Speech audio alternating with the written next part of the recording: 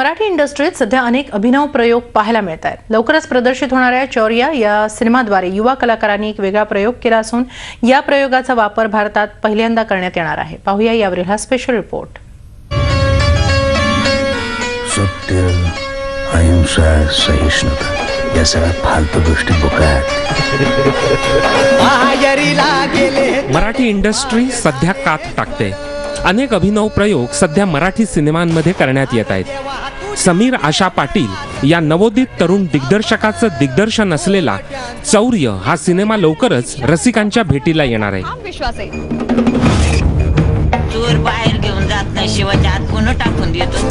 सिनेमाचा संगीत प्रकाशन सोहळा नुकताच मुंबई इथे कमला मेहता अंधशाळेच्या संचालिका सुपर आणि त्याच शाळेतील काही अंध विद्यार्थिनींच्या हस्ते पार पडला।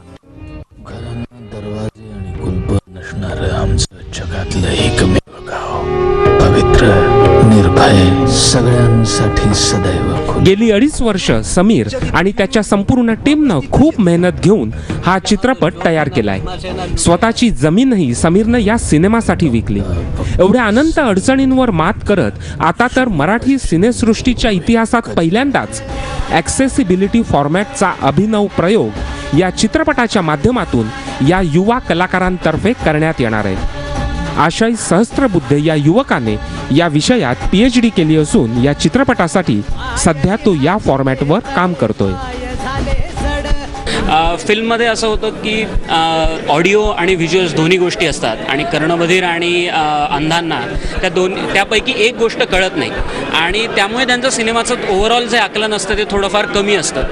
आपण ह्या फॉर्मॅटमध्ये ही फिल्म थिएटर्समध्ये दाखवल्यामुळे फिल्म जास्तीत जास्त चांगल्या प्रकारे त्यांना कळू शकते। आतापर्यंत हा प्रयोग बॉलिवूडमध्ये देखील झाला नसून चौर्य चित्रपटाच्या माध्यमातून हा पहिला मान मराठी सिनेसृष्टीला मिळणार असल्यानं ही नक्कीच अभिमानाची गोष्ट आहे।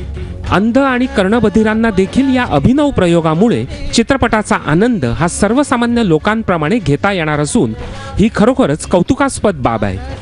नाशिक, मुंबई आणि पुणे या 3 शहरांमध्ये या प्रयोगाची अंमलबजावणी करण्यात येणार असून ॲक्सेसिबिलिटी फॉर्मॅटच्या शोचं आयोजन करण्यात येणार आहे।